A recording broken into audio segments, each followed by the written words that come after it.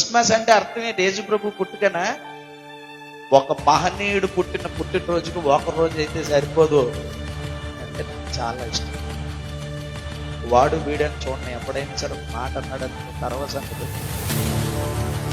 మొత్తం ఎలా ఇచ్చాలా ఆలోచిస్తాను.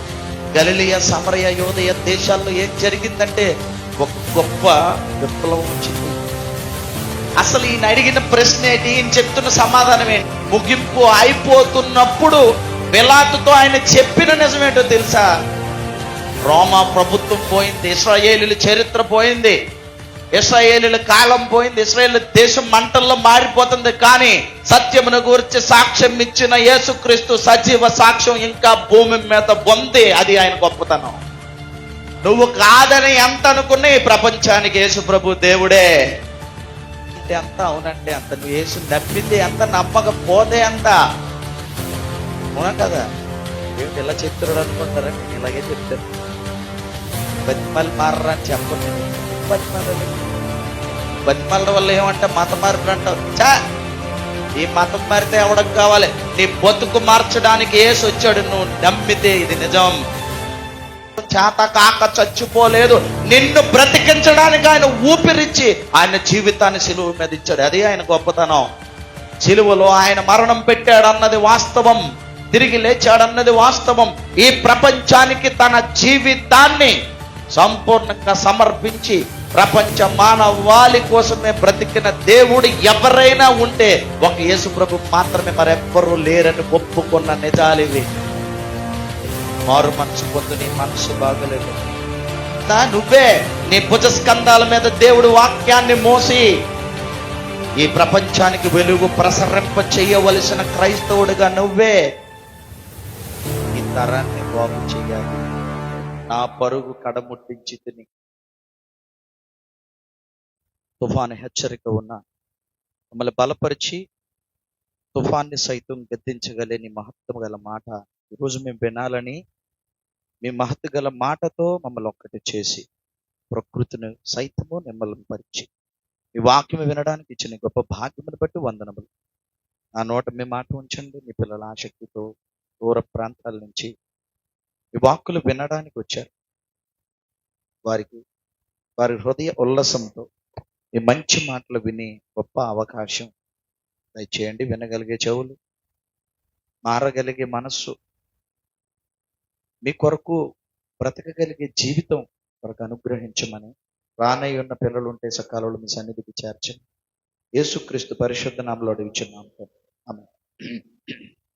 ప్రియమైన దేవుని సంఘము, దేవుని పిల్లలకు క్రీస్తు నామములో మొదటిగా మీ అందరికీ ప్రభునందు నా నిండు వందనాలు. ముఖ్యంగా నా ఆత్మీయ తండ్రి గారు ఉదయపాల అయ్య గారికి నా ప్రత్యేకమైన వందనాలు. మరి ఈ ఉదయపాల అయ్య గారు మీకు అయ్యగారు అవ్వకముందే నాకు అయ్యగారు, ఓకేనా? మీ అందరికీ అయ్యగారు అవ్వకముందే ఉదయపాల అయ్య గారు నాకు అయ్యగారు. అయ్యగారితో ఒక 20 సంవత్సరాల క్రితం అనుబంధం,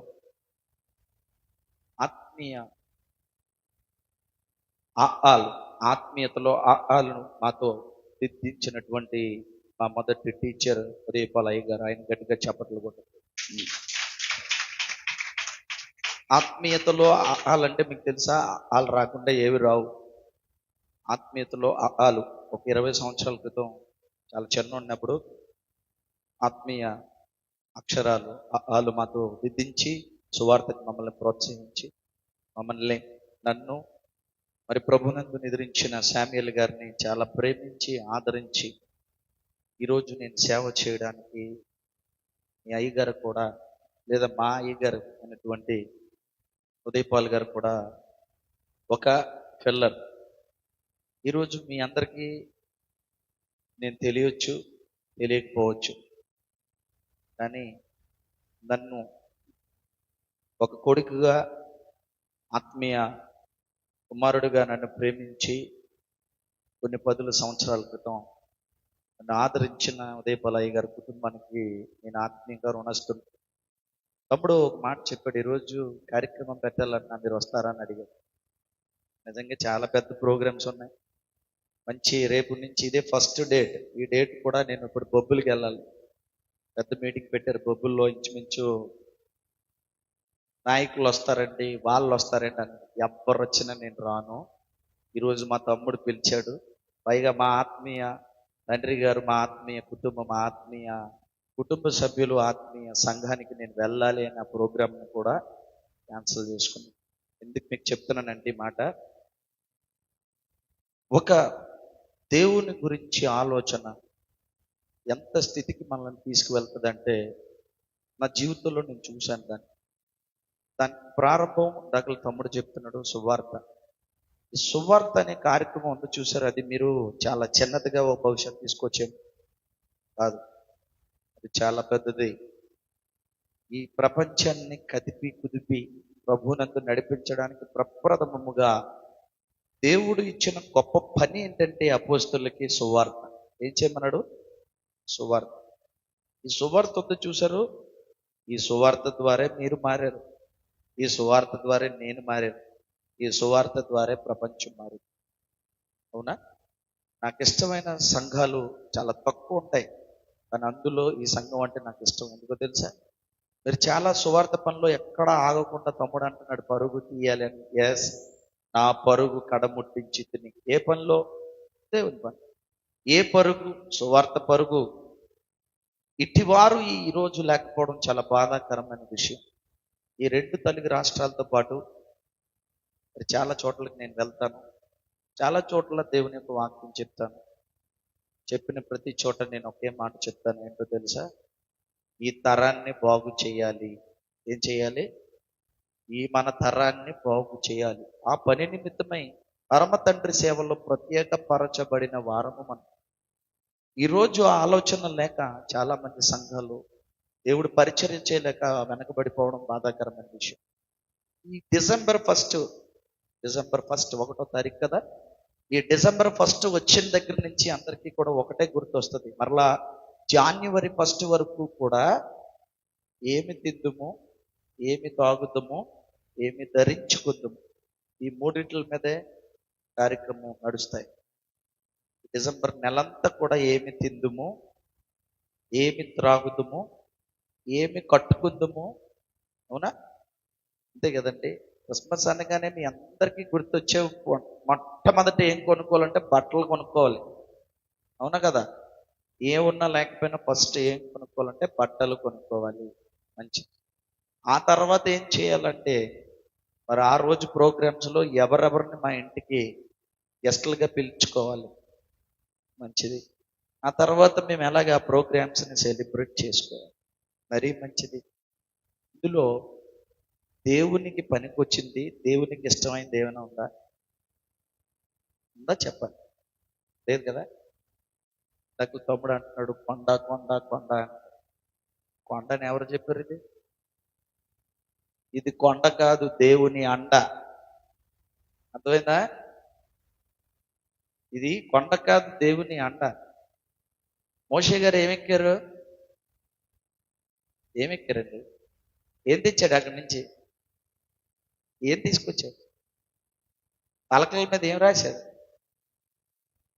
ఏం తీసుకొచ్చాడు తెలుసా? దేవుడు మాటలు తీసుకొచ్చాడు. ఈ కొండ మీదకి వచ్చి మీరు కిందకి ఏం తీసుకెళ్ళాలి? అర్థమైంది మీకు? దేవుడు ఎందుకు మిమ్మల్ని కొండ ఎక్కించాడంటే ఎవరికి లేని భాగ్యం మీకే ఇచ్చాడు. అర్థమైందా? మోషే గారు పలకలు తీసుకొచ్చాడట. ఎందుకబ్బా అని కొండ ఎక్కమన్నాడు. 40 రోజులు వచ్చాడు అక్కడ. ఒకసారి ఎక్కితే బాగుండు, రెండోసారి కూడా ఎక్కించాడు. కొండకి దిగే ప్రాక్టీస్ మొదటి మోషే గారితోనే ప్రారంభించాడు దేవుడు. ఆ తర్వాత ప్రతి విషయంలో కూడా ప్రవక్తలు వెళ్తూ వచ్చినప్పుడు యేసుక్రీస్తు కాలం వచ్చింది. ఆయన కూడా కొండ ఎక్కి అట వచ్చినప్పుడు ఆ మాటకి నవ్వుకొని వచ్చాను. కొండ ఎక్కి కూర్చోండి, వచ్చినట్టు కూర్చోబెట్టారు నన్ను. కొండ ఎక్కి కూర్చోండి ఏం చేశాడట? సంఘం చెప్పాడు ఆయన. దేవుడు మాట వినాలంటే ఎందుకు పైకి తీసుకెళ్ళిపోతాడంటే ఆయన మాట అంత ఉన్నతమైనది కాబట్టి. ఎందుకు శిఖరం ఎక్కించాడు? ఏం కిందనే ఇవ్వచ్చు కదా. అందరి మధ్యలో దేవుడు ఆ పల్లకలను ఇచ్చి వచ్చా, వాక్యం వచ్చి నోనో నేను ఎక్కడ ఉంటే నువ్వు రావాలి. ఎక్కడికి రావాలి? కొండ మీదకి నడు. ఎందుకు ఎక్కాలంటే ఈ మాటలు అందుకుంటున్నావు కదా మోషే, ప్రపంచంలో నా మాటలు చాలా ఎత్తైనవి, చాలా విలువైనవి, చాలా బలమైనవి అని చెప్పడానికి ఆ కొండ ఎక్కించి ఆ ప్లేట్స్ ఇచ్చాడు, ఆ టాబ్లెట్స్ కొండ ఎక్కించి వాక్యం ఇచ్చాడు. ఎందుకో తెలుసా?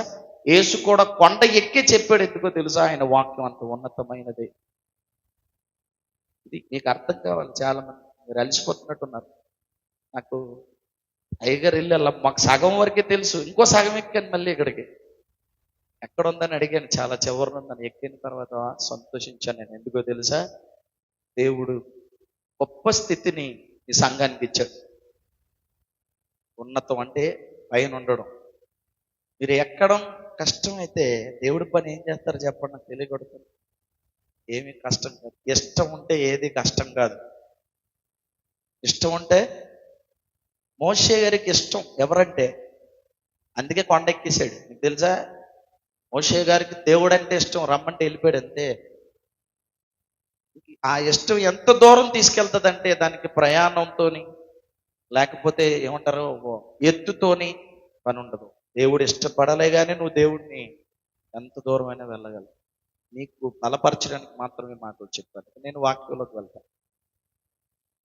ఈరోజు డిసెంబర్ 1 ఇప్పటి నుంచి మరలా జనవరి సుమారుగా 10వ తారీఖు వరకు కూడా ప్రపంచంలో అన్ని దేశాల్లో క్రిస్మస్ జరుగుతుంది.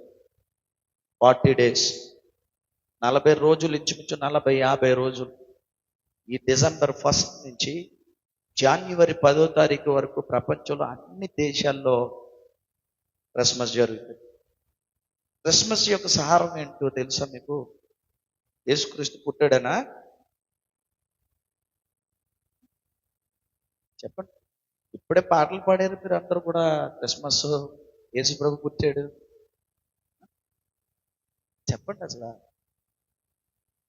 ఏంటి అసలు క్రిస్మస్ అంటే ఏంటి? క్రైస్ట్ మాస్ అంటే అర్థం ఏంటి అసలు? మాస్ అంటే ఆరాధన, క్రైస్ట్ అంటే ఎవరు ఏంటి? నేను మళ్ళీ అడుగుతాను, బాగా వినండి. మిమ్మల్ని ప్రశ్నించినప్పుడు మీరు చిన్నవాళ్ళుగా ఉండిపోకూడదు. ఈరోజు యేసు ప్రభు పుట్టాడని, డిసెంబర్ 25వ తారీఖున పుట్టాడని, జాగ్రత్తగా వినండి, 25వ తారీఖు పుట్టాడని బైబుల్లో ఎక్కడ ఉంటే పదానికి ₹1,00,000 ఇస్తానన్నారు. ఉందా? ఉందా లేదా? లేదు కాబట్టి ఆడు ఇస్తానన్నాడు. అర్థం లేదు మీకు? ఉంటే ఎందుకు ఇస్తానంటాడు? లేదండి, లేదు. క్యాలెండర్ చూడండి, అందులో ఏమైనా ఉంటుంది? కొంచెం వాడండి, కొంచెం ఎక్కువ వద్దు. అసలు చిన్నది వాడితే మీరు జ్ఞానవంతులు. ఎక్కువ వద్దు అసలు, చిన్నది వాడండి. ఈరోజు జస్ట్ నేను కదుపుతాను, తర్వాత అయ్యగారు మిమ్మల్ని కుదుపుతారు. ఓకేనా? గుడ్. ముందుకు వెళ్దాం. క్యాలెండర్ చూస్తారు కదా, అందులో డిసెంబర్ 25th ఏమని రాయబడి ఉంటుంది? యేసుక్రీస్తు బర్త్డే అని ఉంటుంది. అందులోనే ఉంటుందా? ఏమని ఉంటుందరా? యేసుప్రభు బర్త్డే అని ఉండాలి కదా? లేదు కదా? జీసస్ బర్త్డే అని ఉండాలి. జీసస్ తెలుగులో రాసుకుంటే యేసుప్రభు జయంతి అని ఉండాలి. ఉందా లేదా? అంతే కదా? ఉందా లేదా? అందరు నవములు ఉన్నాయి. ఇప్పుడు కొంతమంది దేవుళ్ళు ఉన్నారు, ఆ దేవుళ్ళు పుట్టారని అందులోనే ఉంటుంది, ఆ క్యాలెండర్లోనే. గ్రెగోరియన్ క్యాలెండర్ ఏదైతే ఉందో, 12 నెలల క్యాలెండర్ ఏదైతే ఉందో, ఈ క్యాలెండర్లో అందరు దేవుళ్ళు పుట్టుకుంటాయి. కానీ యేసుప్రభు పుట్టిన క్యాలెండర్లోనే లేదు. అక్కడ ఏమని ఉంది? ఏం క్రిస్మస్ అంటే అర్థం ఏంటి? యేసుప్రభు పుట్టుకనా? హ్యాపీ బర్త్డే జీసస్ అనా? మరి ఏమని ఉంది? అడిగినోడికైనా ఉండాలి కదా, చెప్పుని మీకేనా ఉండాలి కదా. మా యేసుప్రభు పుట్టిండి 20, అందులో ఉంది. క్యాలెండర్లోనే లేదు అది. కానీ ప్రపంచవ్యాప్తంగా ఈ సీజన్లో ఎందుకు 40 రోజుల వరకు ఇంచుమించుగా క్రిస్మస్ చేస్తారంటే కారణం, ఒక మహనీయుడు పుట్టినరోజుకు ఒక రోజు అయితే సరిపోదు. బాగా గుర్తుపెట్టుకుని ఇప్పుడు చెప్తాను, మీరు నమ్మిన యేసుప్రభు ఎంత గొప్పవాడు ఆయన అంటే నాకు చాలా ఇష్టం. వాడు వీడని చూడండి, ఎవడైనా సరే ఒక మాట అన్నాడు అనుకో, తర్వాత సంగతి నోటికి మూత ఎలా ఇచ్చాలా అని ఆలోచిస్తాను పడుకొని. మార్నింగ్ లెగిస్తే అంతే, ఇంకా ఏం చెప్పాలా అని ఆలోచిస్తాను. బాగా వినండి. ఎవరి బర్త్డేని ఎన్ని రోజులు చేసుకుంటారు ఈ భూమి మీద? ఎవరి బర్త్డేనా అనుకుందాం, వచ్చాడు, పుట్టుకంటే ఏం లేదు, వచ్చాడని అర్థం. ఎవరి రాకనైనా ఒకసారి ఆలోచించుకుంటే, నా బర్త్డే అయినా మీ బర్త్డే 1 day ప్రధానమంత్రి బర్త్డే ఎన్ని రోజులు చేసుకుంటారు? Birthday celebration 1 day 2 day 3 day 4 days 5 days, మహా అయితే 1 week, 1 month, 1.5 month birthday celebration చేసిన ఒకే ఒక మహనీయుడు ఈ ప్రపంచంలో ఉన్న one and only Jesus Christ. ఆయన మహనీయుడు. ఎందుకు చేసుకుంటారంటే ఎన్ని రోజులు చేసినా తక్కువ అలాంటివాడికి. ఎందుకంటే ఆయన పుట్టుకి ప్రపంచాన్ని ప్రభావితం చేసింది. ఇది మనం తెలుసుకోవాలి. ఆయన రాక, ఆయన పుట్టుక ఈ ప్రపంచాన్ని, not only in India, not only in America, not only in Europe countries, not only in Russia, ప్రపంచంలో ఉన్న అన్ని దేశాలని కూడా ప్రభావితం చేసిన ఒక మహనీయుని పుట్టుక. ప్రపంచం అంతా ఆయన చూసింది. Who is he? ఎవరైనా ఆలోచించడం మొదలెట్టింది ప్రపంచం. ఎక్కడో ఒక చిన్న బెత్లెహేమ్ అనే కుగ్రామంలో ఆయన ప్రస్థానం ప్రారంభమైంది. ఎవ్వరు ఆ చిన్న ఆ పల్లెటూరు కదా, బెత్లెహేమ్ అనే ఊరిలో వాళ్ళ మమ్మీ తీసుకుని వెళ్తే యెరూషలేముకి జనాభా లెక్కల కోసం వెళ్ళినప్పుడు ఎక్కడో ఒక చోట ఆయన దయానీయమైన పుట్టుక జరిగినప్పుడు, ఆస్తులు లేవు, అంతస్తులు లేవు, అధికారాలు లేవు, పోనేమో ఆయన పుట్టినప్పుడు బంగారం ఊయలు లేదు. చిన్న పల్లెటూరులో ఉన్నటువంటి నజరేత్ అనే ఊరు, అదే కదా బెత్లెహేమ్ అనే ప్రాంతం. ఇలాంటి దగ్గర నుంచి ఆయన జీవితం ప్రారంభమై ఆయన వచ్చి భూమి మీదకి 2000 సంవత్సరాలు అయిపోయింది. 2024 సంవత్సరాలు అని చరిత్ర చెప్తున్నప్పుడు, చరిత్రే మర్చిపోతున్నప్పుడు ఈయన ఎందుకు జ్ఞాపకం పెట్టుకోవాలి ప్రపంచం అని మొదటి ప్రశ్నతో నేను ప్రారంభిస్తాను. కొంచెం ఆలోచించండి. ఎందుకు జ్ఞాపకం పెట్టుకోవాలి?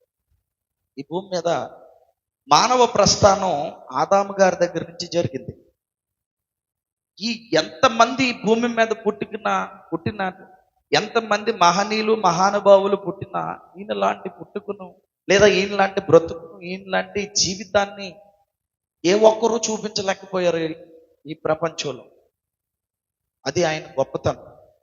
ఎందుకు మీకు చెప్తున్నానంటే, అసలు మనుషులందరూ కూడా ఎలా బ్రతకాలో తెలియలేకుండా, ఎందుకు పుట్టారో తెలియలేకుండా, ఏం చేస్తున్నారో తెలియలేకుండా ఉన్న తరుణంలో ఈ లోకానికి మరి ఆ పుట్టుక అవసరమై శరీరధారిగా ఈ లోకానికి వచ్చారు. పుట్టునే రాలేదు. మరలా చెప్తాను, ఆయన డేట్ ఆఫ్ బర్త్ నీ డైరీలో రాసుకోవడానికి సరిపోదు. మరలా చెప్తున్నాను, ఇదే ఏదో 25th అని సరిపెట్టుకోవడానికి వీలు లేదు. అది ఆయన బర్త్డే కాదు, అది గుర్తుపెట్టుకోండి. 25th క్రిస్మస్ ఉండదు, ఆయన జీసస్ బర్త్డే అని ఉండదు. అంతే. అర్థం ఏంటంటే యేసు యొక్క ఆరాధన. ఆరాధన అంటే అర్థం ఏంటి? ఆయన మహిమపరచడం, ఆయన గొప్పను కొనియాడడం.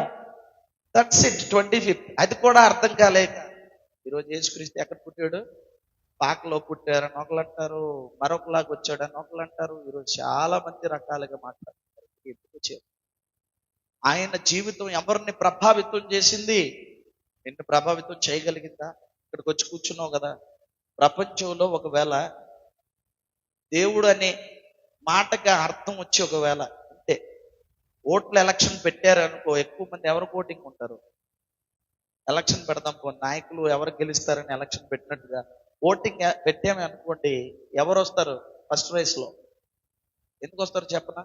ప్రపంచంలో ఉన్న అన్ని దేశాల్లోని ఈ ఆరిన నేల మీద 200కి పైగా దేశాలు ఉంటే, ఈ అన్ని దేశాల్లో సగానికి పైగా జనాభాలో క్రైస్తవులే ఉన్నారు. యేసుక్రీస్తుని ఎరిగిన వారే ఉన్నారు. అర్థమైందా లేదా మీకు? ప్రపంచంలో ఒకవేళ ఎలక్షన్ పెడితే మొట్టమొదటి ఓటింగ్లో నంబర్ 1 గాడ్గా ఎవరు వస్తారంటే one and only Jesus Christ. ఎందుకు ఈ మాట మీకు చెప్పానంటే, ఎంత గొప్ప మహనీయుడి కోసం నీకేమీ తెలియకుండా ఈ జీవితాన్ని ముగించుకోకూడదు. నీ జీవితం గురించి నీకు తెలియకపోయినా నష్టం లేదు. నువ్వేమి నీ జీవితంతో ఎవ్వడిని ప్రభావితం చేయలేవు. మళ్ళా చెప్తున్నాను, నీ లైఫ్తో ఎవ్వడిని నువ్వు మార్చలేవు. నీ ఆలోచనతో, నీ ఐడియాలజీతో ఎవ్వడిని మార్చలేవు. నీ నాలెడ్జ్తో, లేదా నీ ఐడియాలజీ, నీ నాలెడ్జ్ ఎవ్వడిని ప్రభావితం చేయలేదు. ఎవ్వరిని మార్చలేరు. ఎందుకంటే నీ ఐడియాలజీ లోకానికి సంబంధించింది, నీ నాలెడ్జ్ ఈ లోకానికి సంబంధించింది. బట్ జీసస్ క్రైస్ట్ ఏం చెప్పాడంటే ఆశ్చర్యపోతారు. ఏం మాట్లాడాడో తెలుసా? ఏమంటాడో తెలుసా? పిలాతు దగ్గరికి వెళ్ళినప్పుడు ఒక సందర్భం ఉంటుంది, అది చదివి మీరు వినాలి. ఈరోజు చదువుకున్నావా? చదువు. యోహాను సువార్తలో పిలాతు గారి సందర్భంలో యేసు చాలా మంచి మాట మాట్లాడతాడు. ఎందుకు ఆయన మహనీయుడు అయ్యాడంటే, నీ ఐడియాలజీ, నీ ఫిలాసఫీ ఏవి మార్చలేవు ఈ ప్రపంచాన్ని, గుర్తుపెట్టుకో. ఏమంటే ఎక్కడ ఉంటుంది? 18వ అధ్యాయమా? ఎస్, 37వ వచనాన్ని మనం చూద్దాం. 18వ అధ్యాయం ఫస్ట్ అక్కడి నుంచే. ఈ లోకానికి ఉండండి 1 minute. ఈ లోకానికి వచ్చినప్పుడు ఎవరు వేయలేని ప్రశ్న పిలాతు వేశారు. పిలాతు అడిగాడు, హూ ఆర్ యూ అని అడిగాడు. పిలాతుకి తెలిసి అడిగాడా, తెలియక అడిగాడా కాదు, అసలు ఎవరు నువ్వు? నీ వెనక నువ్వు సామాన్యుడిగా కనపడుతున్నావు. నీ వెనక ఆస్తి లేదు, బలం లేదు, బలగం లేదు. కానీ నువ్వు చెప్పిన ఈ మాటలకు మాత్రం ఈ యెరూషలేములో గలిబిలి మొదలైంది. గలిలయ, సమరయ, యోదయ దేశాల్లో ఏం జరిగిందంటే ఒక గొప్ప విప్లవం వచ్చింది. అప్పటి వరకు రోమా ప్రభుత్వం చాలా జ్ఞానవంతులలో, రోమియోలు చాలా జ్ఞానవంతులు, గ్రీకులు చాలా జ్ఞానవంతులు వారు. ఆ రాజులు, ఆ జ్ఞానులు, ఆ పూర్వం లేదా ఈ ధర్మశాస్త్రాన్ని చెప్పే పండితులు ఎవ్వరు, వారి ఐడియాలజీ, వారి జ్ఞానం సరిపోలేదు. వారెవ్వరిని కూడా ప్రభావితం చేయలేకపోయారు. నేను చెప్పింది అర్థమవుతుంది మీకు? జాగ్రత్తగా వినాలి. ఆ రోజు ఉన్న సమాజంలో వారి అధికారం ప్రజల్ని ప్రభావితం చేయలేకపోయింది. రోమా ప్రభుత్వం కేవలం అంటే వారి అధికారానికి మాత్రమే భయపడుతున్నారు ప్రజలు, మమ్మల్ని ఏం చేస్తారు అని. ఒక పక్క శాస్త్రులు, పరిచయాలు ఉన్నారు, ఈ ధర్మశాస్త్రాన్ని బోధించిన వారు. కేవలం అంటే దేవుడి వాక్యానికి వ్యతిరేకంగా వారి ఐడియాలజీని, వారి నాలెడ్జ్ని ప్రదర్శిస్తూ ఉన్నారు. అక్కడ వారు కూడా ప్రభావితం చేయలేకపోయారు ఎవరిని? అక్కడున్న ఆ రోజు సమాజాన్ని. కానీ ఈయన వెళ్ళిన తర్వాత ఎక్కడైతే గలిలయ, సమరయ, యోదయాల్లో ప్రారంభించాడో దేవుడు మాటలు చెప్పడం లేదా సువార్త ప్రారంభించాడో, వారందరూ ప్రభావితమయ్యారు. మనుషులందరికీ ఏదో ఈ లోకము చెప్పనిది, లోకంలో లేనిది, లోకానికి తెలియనిది ఏదో చెప్తున్నాడు ఆయన. అందుకే అంతమంది ఫాలోవర్స్ వచ్చారు. వచ్చిన తర్వాత చివరి ఘట్టంలో ఆయన ముగింపు అవుతుంది. ఇంకా ముగింపు అయినప్పుడు పిలాతు గారు ప్రశ్న వేశాడు. ఇప్పుడు చదవండి, మీకు అర్థమవుతుంది. అందుకు పిలాతు ఏమని అడిగాడంటే, ఇది నువ్వు సామాన్యుడు అని అడగాలి కదా, నువ్వు నజరేతులు పుట్టినోడు అని అడగాలి కదా. ఇక్కడ ఏమడుగుతున్నాడు? ఇదేంటి? ఒక గవర్నర్ ఒక సామాన్యమైన వ్యక్తికి శిక్ష వేసే సమయంలో నువ్వు రాజువా అని అడగడం. 1 minute. నువ్వు అడగడం అసలు దాని వెనకాల పరమార్థం ఏంటి? మేమున్న ఈ ప్రభుత్వం చేయలేని పని, మా రాజులు చేయలేని పని, రోమా సీజర్ చక్రవర్తులు చేయలేని పని. సీజర్ చక్రవర్తి అంటే ఆ రోజు ఉన్న సమాజానికి భయం, అంతే, ప్రేమ లేదు. ఏదో శిక్ష వేస్తారేమో, ఆ రోమా ప్రభుత్వం కింద మేము బ్రతుకుతున్నాం, మేము తప్పు చేస్తే మమ్మల్ని శిక్షిస్తారు. మా సీజర్ చక్రవర్తులు చెయ్యలేని, మా రాజులు చెయ్యలేని, లేదా మేము గవర్నర్గా నేను చేయలేని పని ఏదో నువ్వు చేస్తున్నావు. అసలు నువ్వెవరయ్యా? అర్థమైందా? రాజు అని ఎందుకు అడిగారు? మేము ప్రభావం చూపలేకపోయాం. మా ప్రభుత్వం ఉక్కు పాదాలతో మనుషులనైతే తొక్కి పారేసిందేమో కానీ మా ఐడియాలజీ పనిచేయలేదు. మా నాలెడ్జ్, మేము రోమన్స్ అంటే చాలా తెలివైనరు, వారు మా నాలెడ్జ్ పనిచేయలేదు. మరి మీ శాస్త్రులు, పరిశీలన అన్నావు కదా, వాళ్ళు కూడా వేస్ట్. నీలాంటి వాడిని నా పరిపాలనలో లేదా సీజర్ చక్రవర్తుల కాలంలో, రోమా కాలంలో నీలాంటి వాళ్ళని మేము చూడలేదు. ఎందుకంటే నిజంగా నువ్వు ఒక రాజువే. ఎవరు ఒప్పుకున్నారు? చదువు. అందుకు పిలాతు, నీవు రాజువా ఆయన అడగగా యేసు ఏమని చెప్పాడు? నువ్వు అన్నట్టే పిలాతు, ఎస్ ఐఎమ్ ద కింగ్. ఎవరన్నాడు చెప్పాడు? ఎవరితో చెప్పాడు? అడిగాడా పిలాతు? ఎందుకు అడిగాడో ఇప్పుడు నిజం నీకు తెలిసింది. ఊర్రకే అడగలేదు. మా అధికారాలు, మా నాయకత్వం ప్రజలను ప్రభావితం చేయలేదు, కానీ భయపెట్టే అంతే అధికారంతో. వీళ్ళున్నారు శాస్త్రీయ పరిచయాలు, వారి ఐడియాలజీ, వారి నాలెడ్జ్తో చెప్తున్నారు, వారు కూడా ప్రభావితం చేయలేకపోయారు. But you are a real king. నువ్వు నిజమైన రాజు. అందుకు అడుగుతున్నాను, నువ్వు రాజువా? Yes I'm the king. చదవండి ఏమన్నాడు యేసు. నీవన్నట్టు నేను రాజునయ్యా. అది ఇక్కడ చెప్తున్న విషయం ఏంటంటే, రోమా ప్రభుత్వం తన అధికారం గురించి పనిచేసింది, శాస్త్రులు పరిచయులు వారి ఆధిపత్యం గురించి పనిచేశారు. కానీ నా రాజుగా నేను దేనికోసం పనిచేశానో తెలుసా? సత్యము కోసము. చదవండి. సత్యమును గూర్చి సాక్ష్యం ఇచ్చుటకు. ఎస్, ఎందుకు పుట్టాడట ఆయన? ఆయన పుట్టుకలో పరమార్థం. అసలు ఈయన అడిగిన ప్రశ్న ఏంటి, ఈయన చెప్తున్న సమాధానం ఏంటి? అర్థమైందా మీకు? నువ్వు రాజునని అన్నావు కదా, నా జీవితంలో నా దేవుడి పని చేయడానికి వచ్చిన, సత్యాన్ని స్థాపించడానికి వచ్చిన రాజుని, ఈ భూమి మీద సత్యాన్ని స్థాపించడానికే నా పుట్టుక అని చెప్పాడు. అర్థమైందా క్రైస్తవులు ఎవరికైనా? ఎందుకు పుట్టాడు అర్థమైందా? ఎందుకు పుట్టాడట?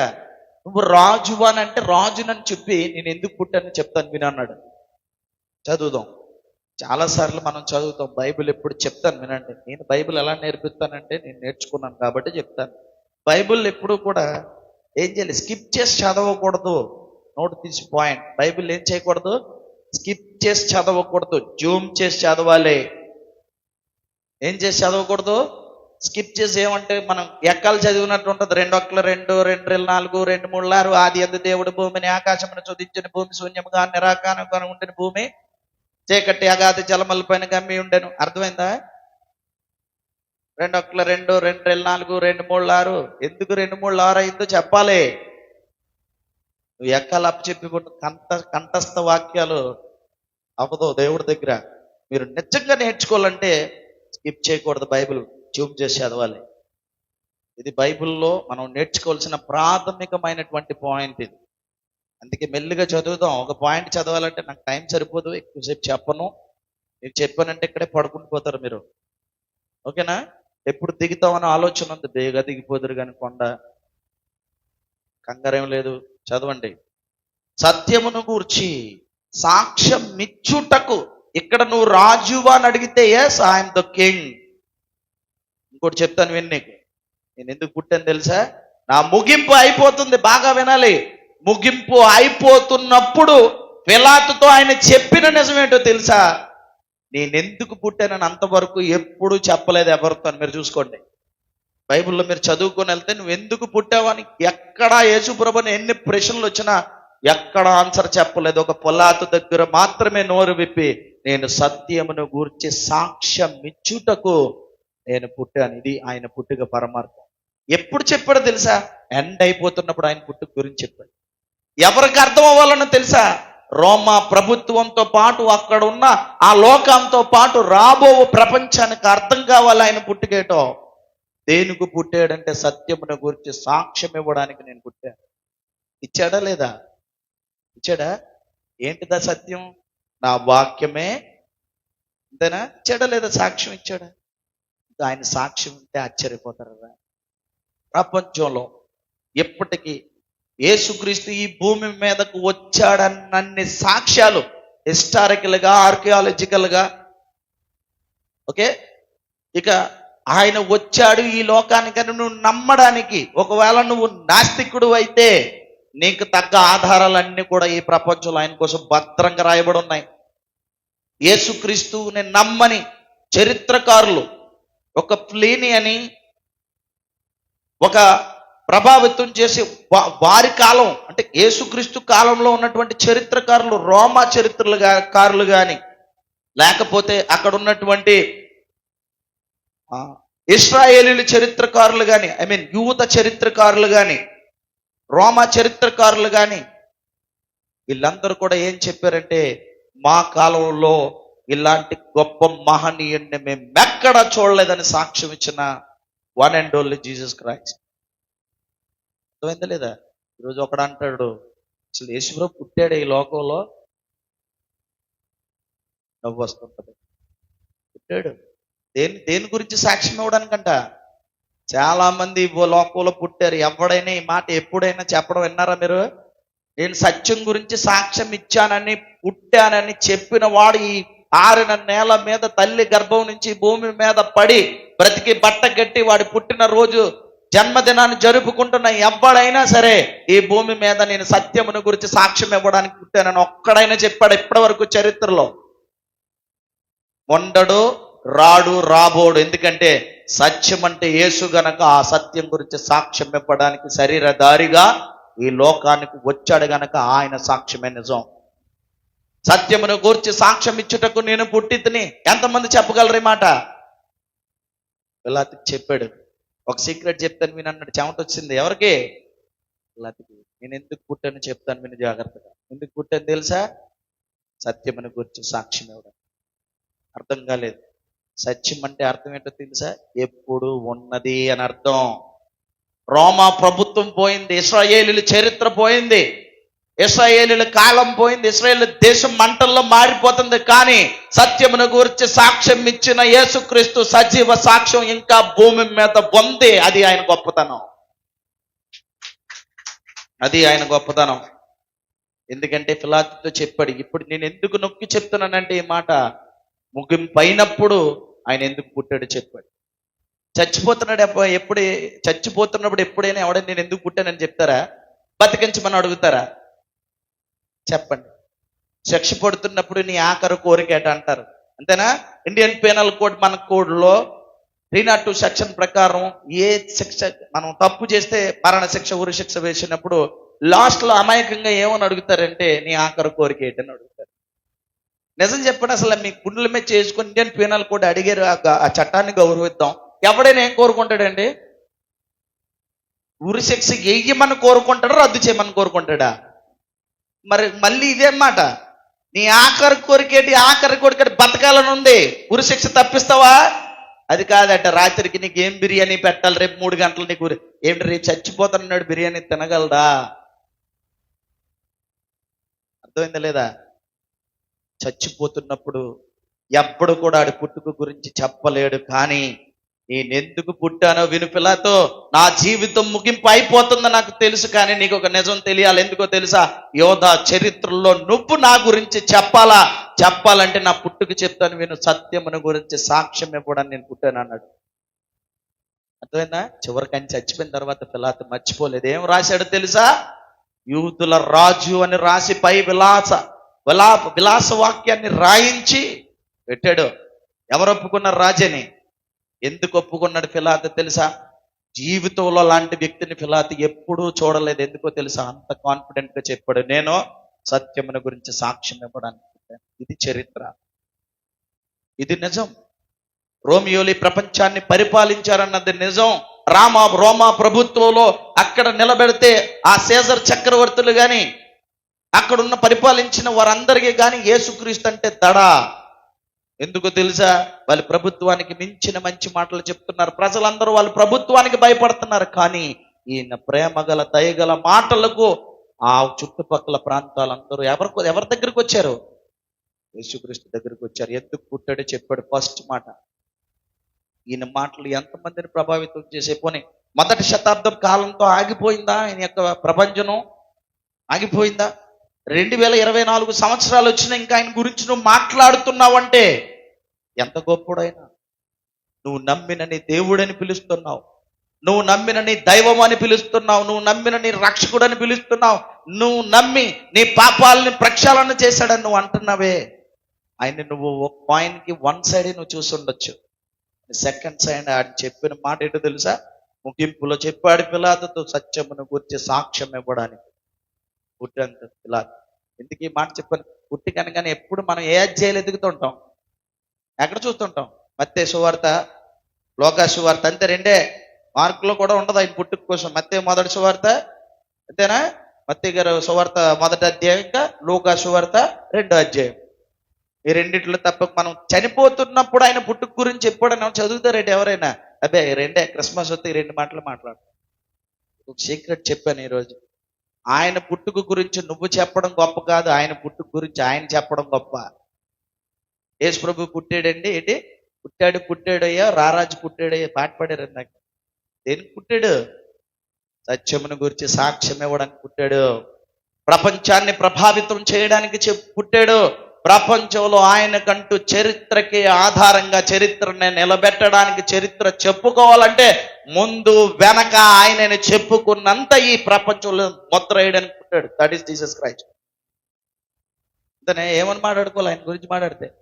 ఏ శకం ఏ పూర్వం అట చదువుకుంటారు పుస్తకాలు. ఏ శకం ఏ పూర్వం అండి? నిజమేనా? ఉన్నాడు ఆయన? నీ చరిత్రే చెప్తుంది ఆయన ఉన్నాడని. ఏంటి ఎంతమంది మహనీయులు మహానుభావులు ఈరోజు పాపం చాలా మందికి నొప్పి వచ్చేస్తుంది చరిత్ర చదువుతుంటే. నువ్వు ఎంత కాదని తిప్పుకున్నా 2 రెళ్ళు 4. నువ్వు కాదని ఎంత అనుకున్నా ఈ ప్రపంచానికి యేసు ప్రభు దేవుడే. అర్థమైందా? 2 రెళ్ళు 4 నిజం. యేసుక్రీస్తు ఈ ప్రపంచానికి దేవుడు, ఇది పచ్చి నిజం. నువ్వు అవునన్నా కాదన్నా? అవునంటావు కాదంటావా? నువ్వు కాదంటే అంత, అవునంటే అంత. నువ్వు యేసు నమ్మితే ఎంత, నమ్మకపోతే ఎంత. అవునా కదా? ఏమిటి ఇలా చెప్తున్నాడు అనుకుంటారా? నేను ఇలాగే చెప్తాను. బతిమాలి మారరా అని చెప్పను నేను. ఎందుకు నేను బతిమాలాలి? బతిమాలడం వల్ల ఏమంటా మత మార్పుడు అంటావు. ఈ మతం మారితే ఎవడకు కావాలి? నీ బతుకు మార్చడానికి యేసు వచ్చాడు. నువ్వు నమ్మితే ఇది నిజం. రండి, వినండి, మారండి. ఏదో హల్వా అమ్మినట్టు రండి, కొనండి అక్కర్లేదు. ఇది అమ్ముతారు కదా, ఇది కోవాలు అమ్ముతారు, రండి మా కొట్టు దగ్గరికి రండి, 5 రూపాయలు కోవా, 10 రూపాయలు అవసరంలే. నువ్వు పిలవలసింది అలా కదా. యేసు ప్రభు నమ్మితే నీ పాపం పోతుంది. నమ్మితే నమ్ము, నమ్మపోతే పో. అర్థమైందా? ఇక్కడ ఎవరిని తీసుకొచ్చి బతిమాలి పామాలు కూర్చోబెట్టక్కర్లేదు. యేసు ప్రభు అలా బతిమాలి ఎవరిని రమ్మని చెప్పలేదు. మీరు కూడా వెళ్ళిపోవాలని అనుకుంటున్నారా అని అడిగాడు. చివరికి తెలుసా మీకు ఈ మాట? అర్థమైందా లేదా?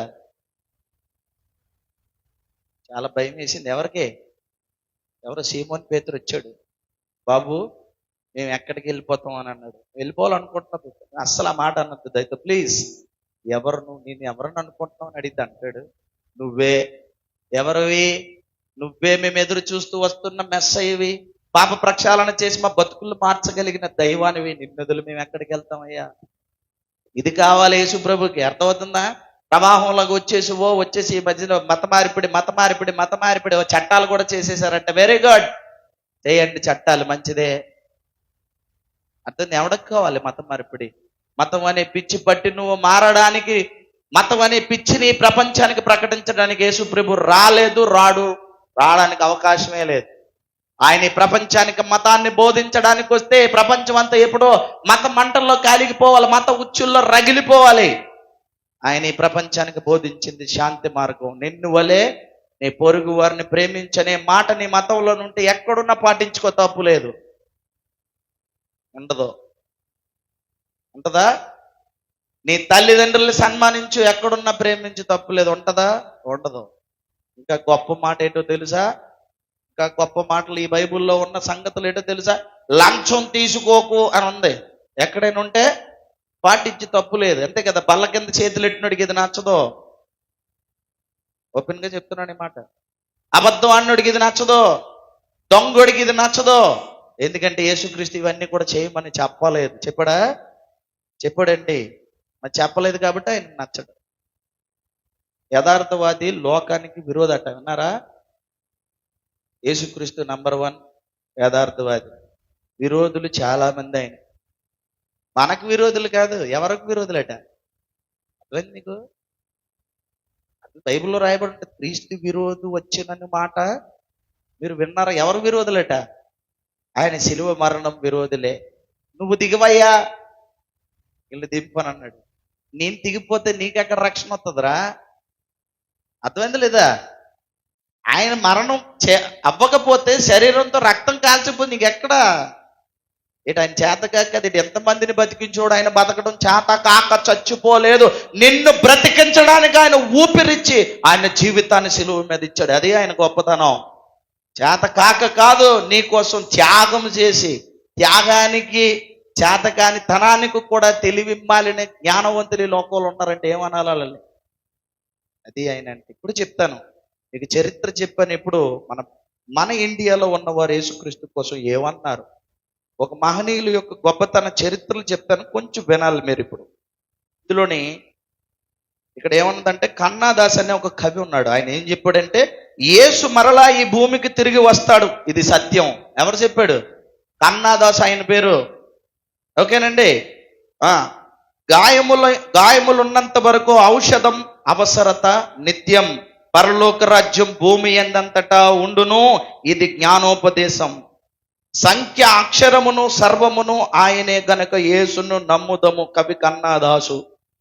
ఎవరైనా కవి కన్నాదాసు. ఇంకో చెప్తాను ఉండండి, ఇలాంటి వాళ్ళు చాలా మంది, ఒక 2-3 చెప్తాను మీకు వినాలి ముందు. ఎందుకంటే ఆయన ఎంతమందిని ప్రభావితం. నేను ఎందుకు చెప్తానని ఈ మాట, ఎక్కడో నువ్వు ఒక అల్లాటప్పుగా ఒక అనామతోడుగా ఉన్న నువ్వు యేసుని నమ్మని పోరా అంటే మళ్ళీ అంటాడు ఎక్కడికి వెళ్తే, సువార్తకు వెళ్తే నేను నమ్మాలా? ఏ దేవుడట? ఎవరు దేవుడండి? మళ్ళీ కొంచెం ట్యాగ్ లైన్లు కొంచెం తగిలిస్తారు. ఎవరు దేవుడట? మాలోలు మాతికోలు దేవుడు అని అంటున్నారండి. ఏరా వాళ్ళు మనుషులు కదా. అదేందండి, ఎవరు నమ్ముతారట? బడుగు బలహీన వర్గాలలో వెనకబడిపోయిన వర్గాల వారు నమ్ముతున్న దేవుడు. అవునా? ఏమని ఉంటుంది? యేసుప్రభు అందరికీ దేవుడు అని ఉందా బైబిల్లో? ఉందా లేదా? మరి ఈరోజు కొత్తగా నువ్వు బడుగు బలహీన వర్గాలకి సంబంధించిన దేవుడు అంటే దేవుళ్ళలో కూడా రిచ్నెస్ గాడ్స్ ఉంటారా? అర్థమైందా? అంటే కులానికి ఒక దేవుడు, మతానికి ఒక దేవుడు, ప్రాంతానికి ఒక దేవుడు.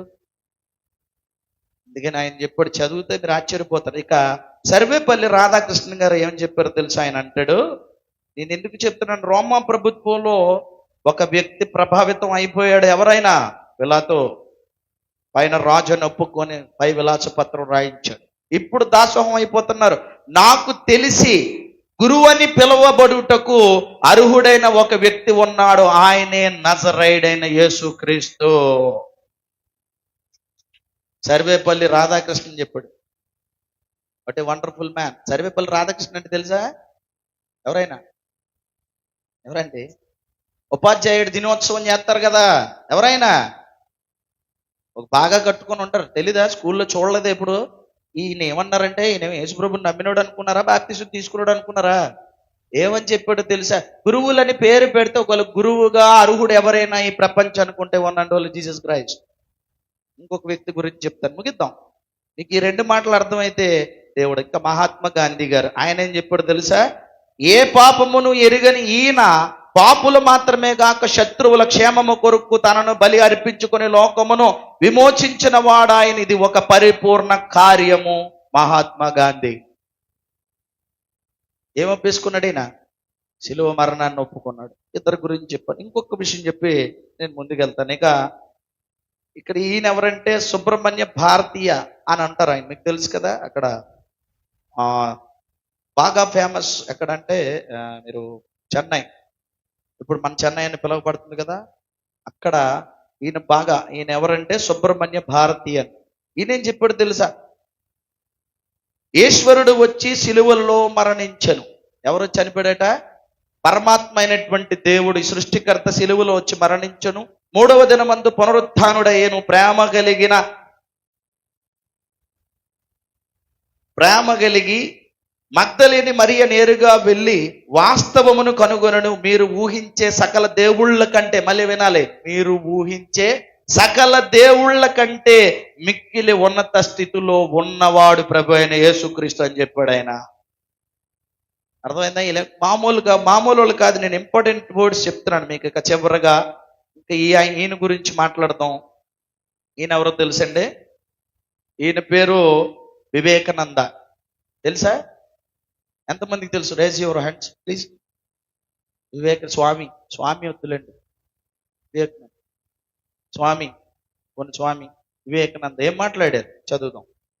ఆయన ఏమన్నాడంటే, మోక్షం కావాలంటే యేసు దగ్గరకు రండి, మీరు ఊహించే సకల దేవుళ్ళ కంటే మిక్కిలి ఉన్నత స్థితిలో ఉన్నవాడు ఒక యేసుక్రీస్తు మాత్రమే అని చెప్పాడు.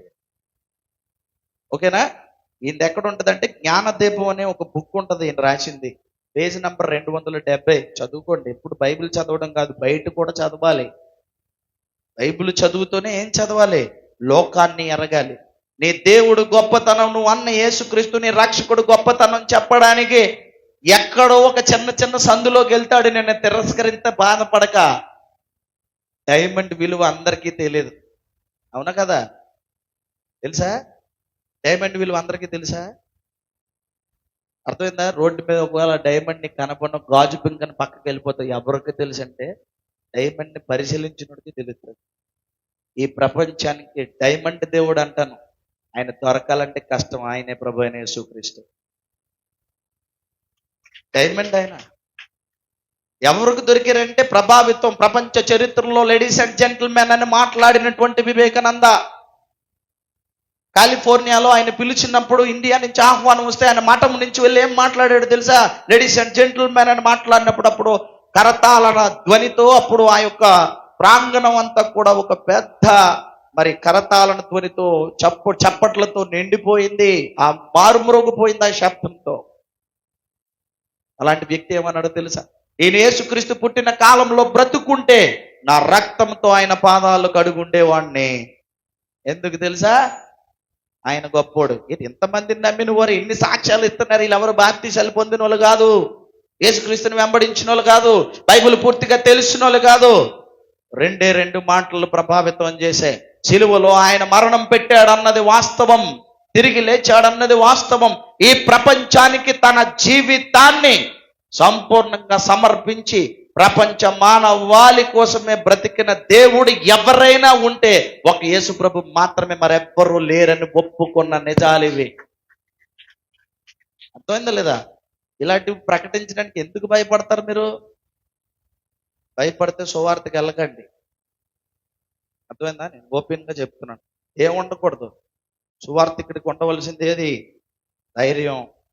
నీ యేసుని ప్రకటించాలంటే ధైర్యం కావాలి. ఎందుకో తెలుసా? యేసు పిరుకోడు కాదు, ధైర్యవంతుడు. మరణం వచ్చినా ఎదురై నువ్వు ఒక్క మాట చెప్పు, నిన్ను తప్పించేస్తానంటే అబద్ధం ఆడితే నా ప్రాణం పోయినట్టు. కాబట్టి నేను మరణానికైనా వెళ్తాను కానీ అబద్ధం అయితే చెప్పను. ఎందుకంటే సత్యం గురించి సాక్ష్యం ఇచ్చిన వాడు. నువ్వు ఒక్క మాట చెప్పు, నేను తప్పిస్తానని ఎంతో ప్రాధాయపడ్డాడు ఫిలాతో.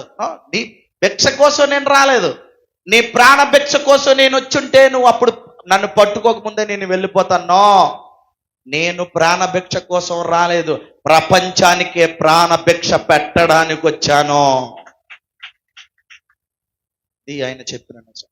సో ఇన్ని మాటలు మిమ్మల్ని ఎలా ప్రభావితం చేస్తాయో ఐ డోంట్ నో, కానీ ఇంకొన్ని మాటలు చెప్పి నేను ముగిస్తాను. ప్రముఖుల గురించి చెప్పాను. ఇప్పుడు వాట్ అబౌట్ యూ? మీ గురించి వస్తాను. మిమ్మల్ని మీరు ఎలా ప్రభావితం చేసుకుంటారు దేవుడి పట్ల?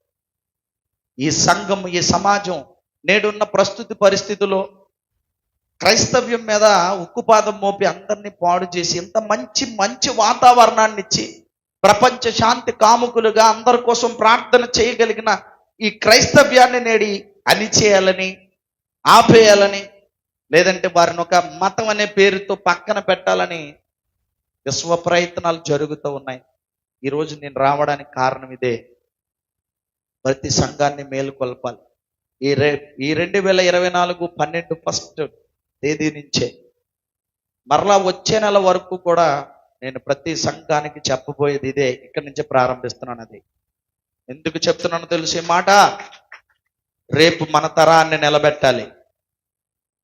మన తరంలో రాబో క్రైస్తవ్యాన్ని నిలబెట్టాలి. లోకం కోసం, ఆశల కోసం, జీవితం కోసం వారి జీవితమే పోగొట్టుకొని పరలోక రాజ్యాన్ని వదులుకొని యేసుక్రీస్తు రాకడే తెలియలేని మత్తులో బ్రతుకుతున్న క్రైస్తవ్యాన్ని మేలుకొలపాలి. రాబో క్రైస్తవ్యాన్ని నిలబెట్టాలి. ఏం చేస్తున్నారు మీరందరూ అని సూటిగా దేవుడు ప్రశ్నిస్తున్నారు. సంఘానికి దేవుడు ఒక ప్రశ్న వేశాడు. 2024లో ఏం చేశారు మీరు? ప్రశ్నతో ప్రారంభిద్దాం. 2025లో అడుగు పెడుతున్నారు. ఏం చేయబోతున్నారు? సిద్ధపడుతూ ముందుకెళ్దాం. ప్రకటన గ్రంథం 2వ అధ్యాయం. యేసుక్రీస్తు గొప్పతనం చెప్పాను. ఇప్పుడు ఆ గొప్పోడి యొక్క సువార్త, లేదంటే గొప్పోడి యొక్క గొప్పతనం ఎలా చెప్తాం ఈ సమాజానికి? సంఘమే మౌనమై ఏమి చేయకుండా కూర్చుండిపోతే మరి దేవుడు ఏం చెప్తున్నాడో చూద్దాం. మరి ప్రకటన గ్రంథం 2వ అధ్యాయము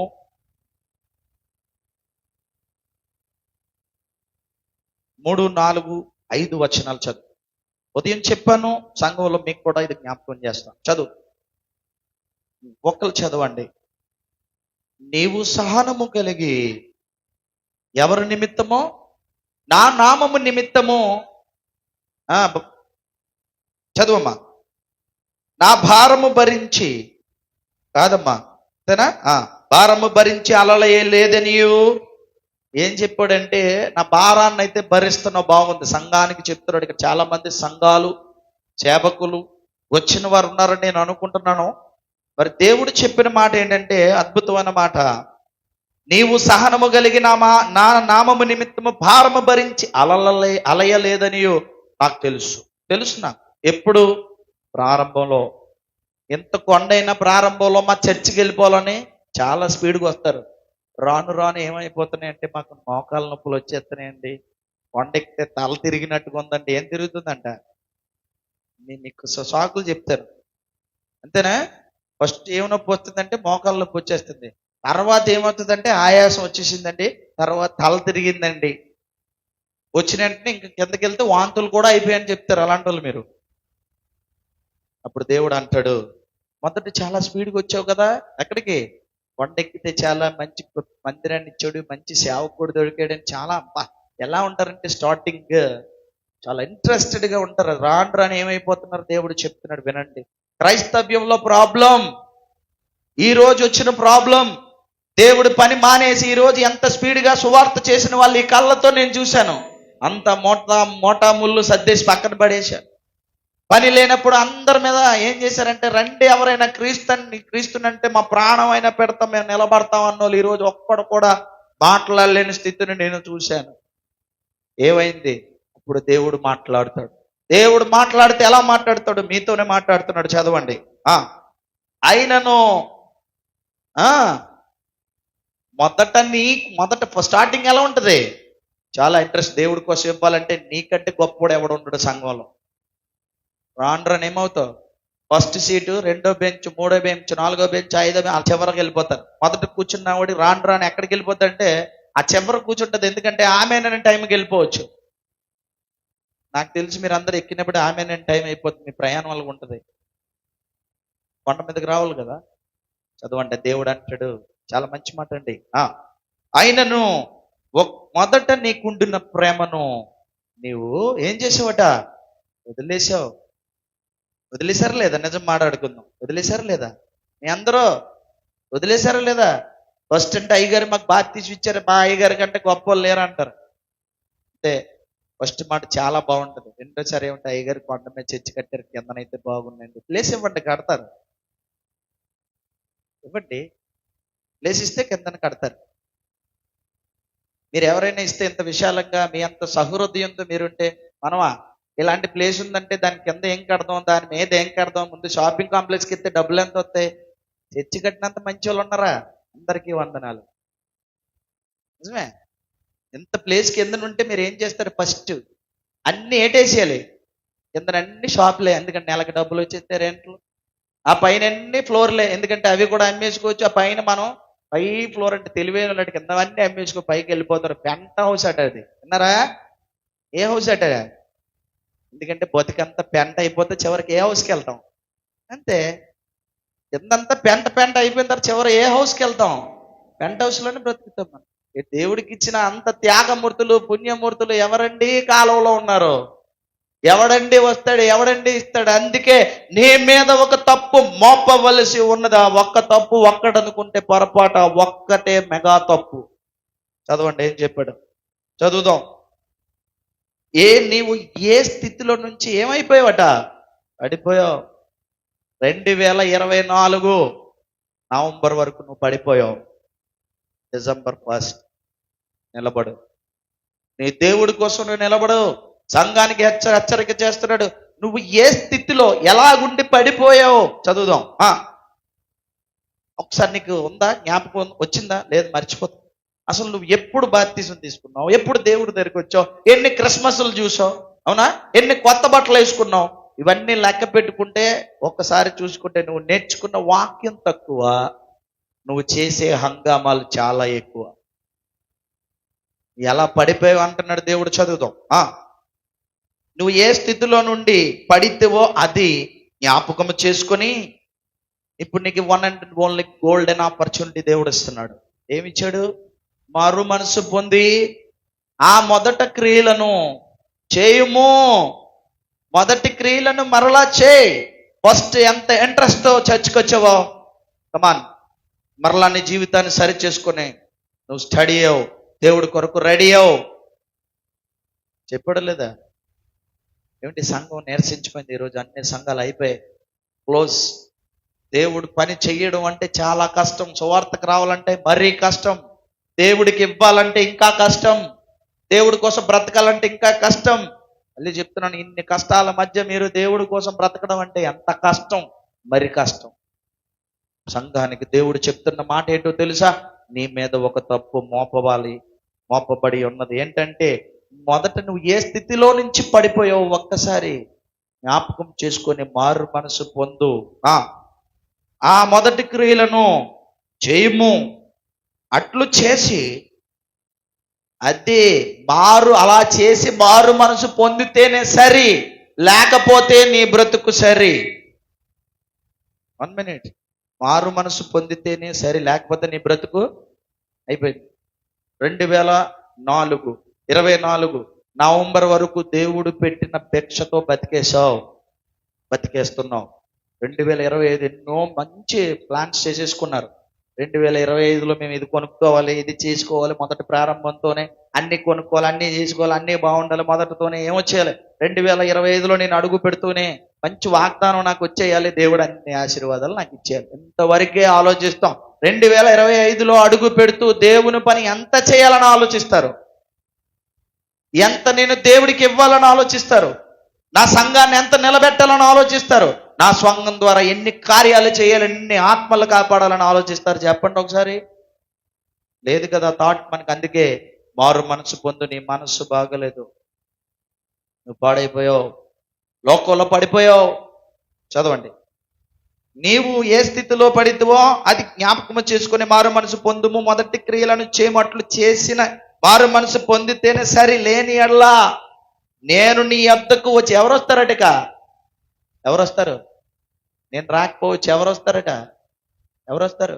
యేసుక్రీస్తు వస్తాడు.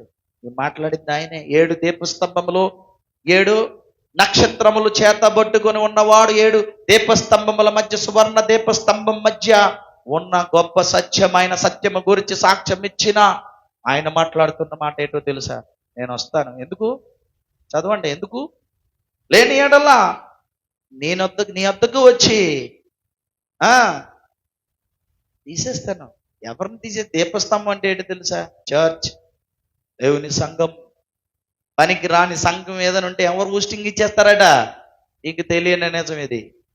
ఆయనే వచ్చి తీసి పారేస్తాడు. ఏంటి మా సంఘం పాడైపోయింది? ఎస్.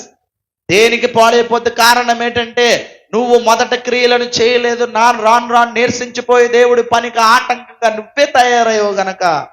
ఏ స్తంభం అంటే, దీపస్తంభం అంటే అర్థం ఏంటో తెలుసా? దీపాన్ని ఎత్తి చూపేది. దీపస్తంభం అంటే సంఘం అయితే ఆ వెలుగు, ఆ దీపస్తంభం మీద ఉన్న దీపం ఏంటో తెలుసా? దేవుడి వాక్యం. ఆ వాక్యాన్ని ప్రపంచానికి ఎత్తి చూపవలసిన సంఘమే. అర్థమైందా? నువ్వే నీ భుజస్కంధాల మీద దేవుడి వాక్యాన్ని మోసి ఈ ప్రపంచానికి వెలుగు ప్రసరింప చేయవలసిన క్రైస్తవుడిగా నువ్వే. అందుకే నిన్ను లోకానికి దేవుడు ఏం చెప్పాడు? వెలుగన్నాడు. ఆ వాక్యాన్ని ఎత్తిపట్టి ఆ వెలుగులో జీవించవలసిన నువ్వే. పడిపోతే నీ దగ్గర ఉన్న దీపస్తంభం తీసేస్తాను. 6వ వచనం చదవండి. అయితే ఈ ఒకటి నీ చాలు సరిపోతుంది. 5 వచనాలు అయిపోయి తీసేస్తానని అన్నాడు. అసలు మనం ఎందుకు పడిపోతామండి? సందడిలో పడిపోతున్నామా? దేంట్లో పడిపోతున్నాం? ఒక్కసారి please check it yourself. మీరు ఏం చేయాలి? ఒకళ్ళు మిమ్మల్ని మీరు చెక్ చేసుకోవాలి. Yourself, myself. Check it yourself first. నువ్వు ఎక్కడ పడిపోతున్నావు? ఎందులో పడిపోతున్నావు? నేను ఎందుకు చెప్పానో తెలుసా? ప్రపంచాన్ని ప్రభావితం చేసిన ఒక మహనీయుడు పని చేయాలంటే అల్లటప్పగా చేస్తే కుదరదు. ఈ వారం చేశాను, ఈ నెల చేశాను, ఈ రోజు చేశాను. తమ్ముడు అంటున్నాడు సువార్తకి వెళ్దామా అంటే అస్సలు ఒక్కరు చేయొద్దు. ఒట్టి నేను చూస్తున్నాను అక్కడి నుంచి. తనేదో పురుగొలుపుతూ ఉంటుంటే తనలాగా ఉత్సాహం ఉందాం అనుకో. ఎందుకు లేరు? బోల్డ్ అట్టుంటాయి వెనకాల, చాలా లింకులు ఉంటాయి. వాటి నుంచి బయటికి రావాలంటే చాలా కష్టం. దేవుడి పని చేయకపోవడం ప్రధాన కారణం ఉంది. ప్రకటన గ్రంథంలో చెప్పిన మాట, మరి దాని లింక్ ఏంటి? అసలు నువ్వు ఎక్కడ పడిపోయావు, ఎందులో పడిపోయావు? గుర్తుపెట్టుకో. ప్రకటన గ్రంథంలో ఏదైతే 2వ అధ్యాయంలో చెప్పాడో దేవుడు, 4, 5, 6 వచనాల్లో ప్రభు అయిన యేసు ఆ దీపస్తంభాల మధ్య సంచరిస్తూ సంఘానికి హెచ్చరిక చేస్తూ, సంఘం అంటే నువ్వే, ఆ సంఘంలో ఉన్న నిన్ను హెచ్చరిస్తూ, మొదటి స్థితి నువ్వు కోల్పోయావు, మొదటున్న ప్రేమని కోల్పోయావు, మారు మనసు పొంది మొదటిది జరిగిస్తేనే గాని సరి, లేకపోతే నీ పని సరి, నీ దీపస్తంభాన్ని అనగా నీ వెలుగుని, నీ వాక్యాన్ని, నీ జీవితాన్ని తీసేస్తానని చెప్పాడు దేవుడు. ఎందుకు పడిపోయావు? ఎలా పడిపోయావు? ఎందులో పడిపోయావు? ఫస్ట్ మనం check it myself, check it yourself. First ఏం చేయాలి? చెక్ ఇట్ మై సెల్ఫ్ అనుకొని చదవండి. ఫిలిప్పీలకు రాసిన పత్రిక 2వ అధ్యాయం 21వ వచనం ముగిద్దాం. ఫిలిప్పీలకు రాసిన పత్రిక 2వ అధ్యాయం 21వ వచనం. ఉండండి, slow and steady wins the race. ఓకేనా? మీరు మెల్లిగా చదివితే మనం విన్ అవుతాం. మన జీవితంలో slow and steady wins the race అని ఎందుకు చెప్పానంటే, ఈ జీవితంలో మనం గెలవాలంటే మాత్రం చాలా స్లోగా స్టడీ చేయాలి. ఎవరిని?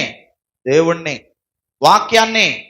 గమ్యస్థానం చేరాలంటే చాలా, మీరు మళ్ళీ చెప్తున్నాను మీకు, బైబిల్ ఎప్పుడు అర్థవంతంగా చదవండి. అర్థమైందా? ఏదో గాబరాగా చదవకండి. అర్థరహితంగా చదవకూడదు, అర్థసహితంగా చదవాలి బైబిల్. గుడ్. ఒక్కరు చదవండి, మెల్లిగా చదవండి. అందరూ అండర్లైన్ దిస్ పాయింట్, అందరిలోనూ ఉన్నావా లేదా? ఓ మాట చెప్తున్నారు ఇప్పుడు, అందరూ బాగుండాలి, అందరిలో మనం ఉండాలి. దీనికి రివర్స్ చెప్తాను, అందరూ చెడిపోవాలి, అందరిలో మనం ఉండాలి. అర్థం లేదా? అందరూ చెడిపోవాలి, అందులో మనం ఉండాలి. ఇది దాని అర్థం. అంతేగాని అందరూ నిజమే, అందరూ బాగుంటే చూడగలవా? నీ కళ్ళు ఒప్పుకుంటాయా? నీ జీవితం ఒప్పుకుంటుంది. ఎదుటితోడు నీ ముందు ఎదుగుతూ ఉంటే అసలు నీకు రాత్రి నిద్ర పడుతుందా? నిజమర్రా అబద్ధమా? ఆలోచించండి ఒకసారి. మీ పక్కోడు ఒక్కసారి ఏదైనా మీకు కాలేంది, మీకు లేనిది కొన్నాడు అనుకో, మీ చూపు, మీ దృష్టి, మీ ఆలోచన ఆవిడ మీదే. అవునా కదా? అందుకంటాడు, ఎందుకు పడిపోయావు, ఎందులో పడిపోయావు? Check it yourself. నువ్వు ముందు నిన్ను చెక్ చేసుకో. సంగమా, బివేర్. దేవుడు చెప్పిన మాట ఉత్తునే చెప్పలేదు. 2024 నవంబర్ వరకు కూడా నువ్వు ఎందులో పడిపోయావు? Check it yourself. First check చేయి. ఎందులో పడిపోయావో తెలుసా? మొదటున్న స్థితి నుంచి పడిపోయావు, లోకంలో పడిపోయావు, నీ ఆలోచనలో పడిపోయావు, నీకున్నటువంటి వ్యాపకాల్లో పడిపోయావు.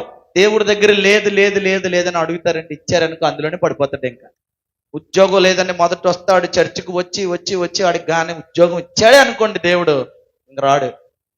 ఇప్పుడు ఏం చేయాలి? ఏం చేసుకోవాలి? ఉద్యోగం లేదన్నావు కదరా, నీకు ఇచ్చాడు కదా, మరి ఎక్కడ రావాలి? నువ్వు ఎవరి దగ్గరికి రావాలి? ఇప్పుడు ఎక్కడికి వెళ్ళాడు? ఫస్ట్ ప్రభు దగ్గరికి వస్తాడు, తర్వాత ప్రభుత్వ ఉద్యోగం వస్తుంది, తర్వాత ముందు ప్రభువుని వదిలేసి మరలా ప్రభుత్వం దగ్గరికి వెళ్ళిపోతాడు. ఏమనాలి మరి? ఎందుకంటాడు చెక్ ఇట్ యువర్ సెల్ఫ్. నీ ఉద్యోగం నిన్ను ఆటంకపరిస్తే తీసే పక్కకి. నిజమా అబద్ధమా? నేను ఎందుకంత పండగ చెప్తున్నా, అసలు నీ ఒంట్లో నీ అవయవాలే నిన్ను ఒకవేళ నిన్ను ఆటంకపరిస్తే తీసిపారే అన్నాడు. ఈ అవయవాల కంటే ఉద్యోగం గొప్పదా? ఈ అవయవాల కంటే లోకంలో ఉన్నవన్నీ గొప్పవా? ఏ వచ్చిన ఈ అవయవాలు లేకపోతే నువ్వు అనుభవించలేవు కదా. వాటికంటే ఇవి గొప్పవైతే అది ఎలా గొప్పది అనుకుంటున్నావు? అందుకే చెక్ ఇట్ యువర్ సెల్ఫ్. నేను ఎందుకు మళ్ళీ మళ్ళీ చెప్తున్నాను, ఎందులో నువ్వు పడిపోయావు, దేంట్లో నువ్వు చెడిపోతున్నావు? Check it yourself. అర్థమైందా? మొదటంతా బాగా ఉద్యోగం లేదని ప్రార్థన చేశాడు, వచ్చాడంతే, ఉద్యోగంలో పడిపోయాడు. పెళ్ళి అవ్వలేదు, మంచి భార్యని ఇచ్చాడు, ఇంక అయిపోయింది భార్యతో, ఇంక ఏరా కనపట్లేదు. మా ఆవిడని బీచ్కి తీసుకెళ్ళాను, మా ఆవిడని ఊర్లంతా తిప్పాలి, లేకపోతే ఒప్పుకోదు నన్ను. పిల్లలు లేరు, మంచిది, పిల్లలు ఇచ్చాడు. 24 గంటలు మా పిల్లలతోనే నాకు అయిపోతుంది. పిచ్చోడా అంటే ఇచ్చిన దేవుడిది తప్ప, తీసుకున్న నీది తప్ప? అప్పుడు చెప్పండి, కరెక్ట్గా చెప్పాలి. ఇచ్చిన దేవుడిది తప్ప, తీసుకున్న మంది తప్ప? కరెక్ట్గా అడుగుతున్నాను. లాస్ట్ ముగించేస్తాను, టైం అయిపోయింది. మీ అందరికీ భోజనాలు కూడా రెడీ చేశారు. నేను ఎక్కువసేపు మాట్లాడాలనుకోవట్లేదు, నేను ఏం చెప్పాలనుకున్నాను అదే చెప్తున్నాను. Check it yourself. చెప్పండి ఇప్పుడు, ఇచ్చిన దేవుడిది తప్ప, తీసుకున్న నీది తప్ప? కరెక్ట్గా చెప్పండి, అర్థం అవట్లేదు మీకు. మీరు ఒకసారి కన్ఫ్యూజ్, నో కన్ఫ్యూజ్ ప్లీజ్. నేను చాలా షూర్గా క్లారిటీగా అడుగుతున్నాను. ఇచ్చిన దేవుడిది తప్ప, తీసుకున్న నువ్వు నీది తప్ప? ఎవరు తప్పండి? చెప్పట్లేదు. ఇలా ఎలా ఎలా ఎలా అంటున్నారు. ఏంటిది? ఏది రైట్? తీసుకున్న మీది తప్ప, ఇచ్చిన దేవుడిది తప్ప? నో, ఇచ్చిన దేవుడిదే తప్ప అంటాను నేను. నిజం. ఇవ్వకపోతే ఏ గొడవ లేదు కదా. ఎందుకంటే మనలో మంచి డిఎన్ఏ పనిచేస్తుంటది. ఎవరంటే మన నాన్నగారు ఉన్నారు. ఎవరైనా ఆదాం గారు ఉన్నారు. ఏమయ్యా ఆదాం ఏం చేస్తున్నావంటే ఎవరిని చూపించాడు? అప్పుడప్పుడు పిల్లలు ఏరా ఏ పని చేస్తానంటే వాళ్ళ అమ్మని ఇలాగ అంటాడు. చూడలేదా? చిన్నప్పుడు ఇలా అంటాడు వాళ్ళ మమ్మీ, ఇలా అంటాడు.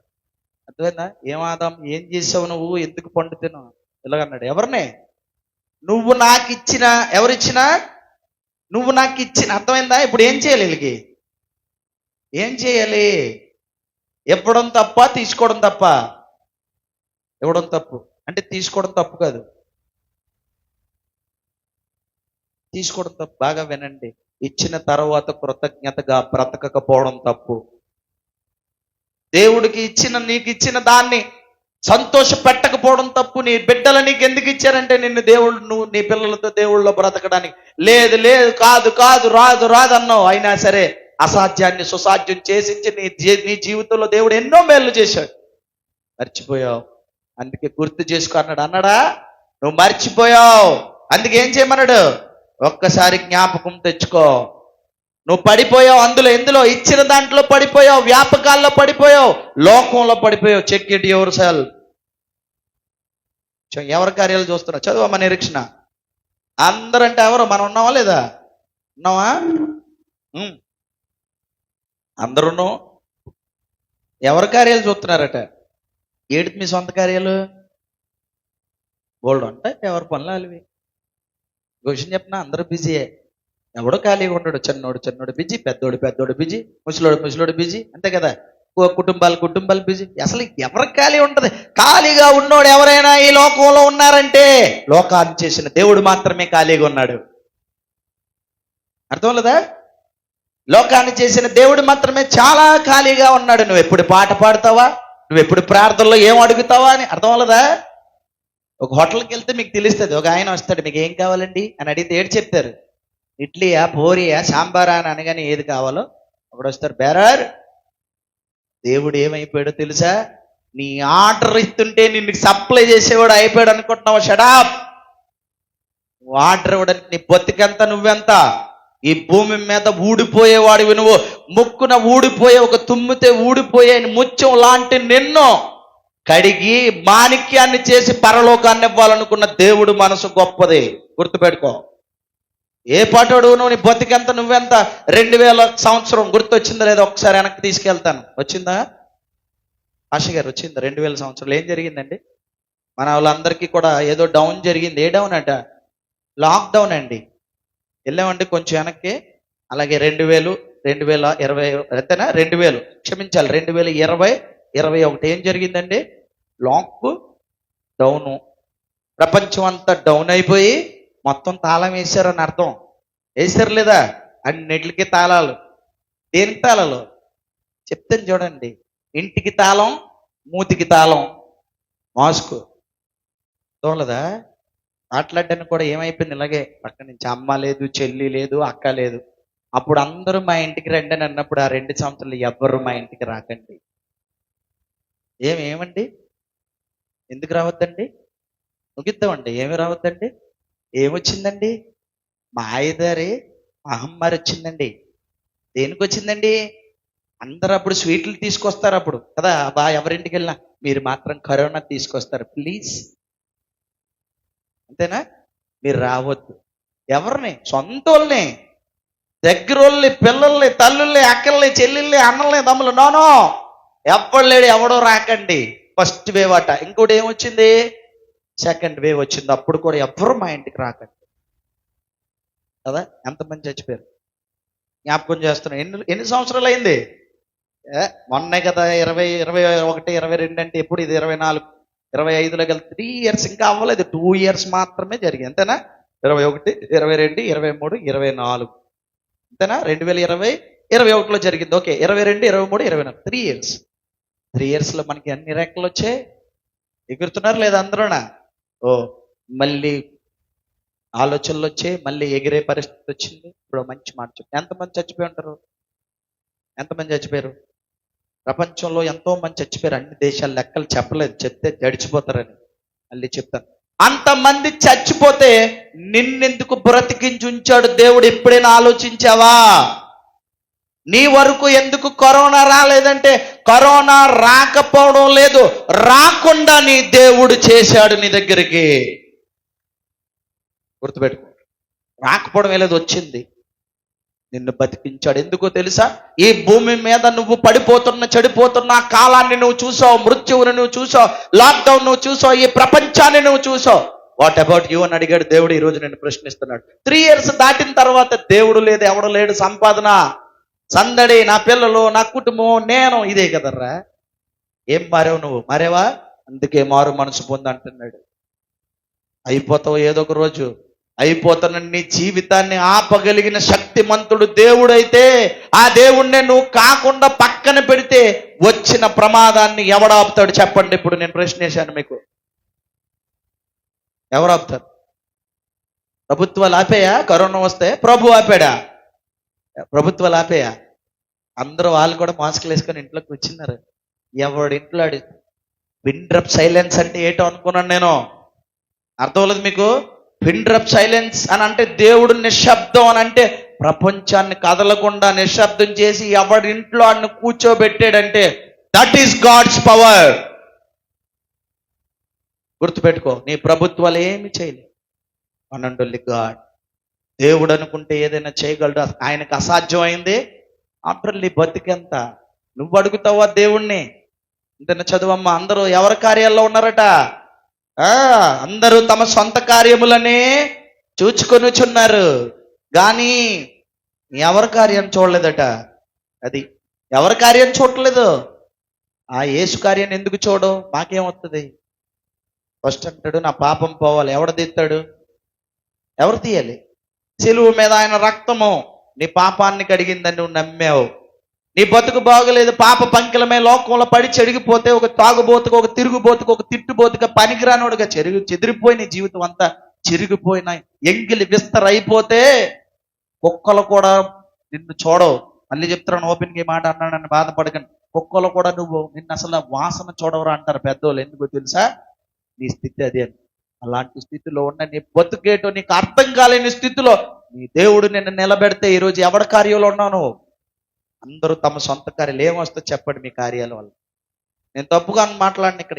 ఎప్పుడైనా రోజుకో 10,000 సంపాదించిన వాళ్ళు ఉన్నారా? మీరు ఎవరైనా ఉన్నారా? రోజుకు 10,000, నెలకు 3 లక్షలు ఉన్నారు ఎవరైనా? కొన్ని రోజుకి 5,000. కానీ బిజీ.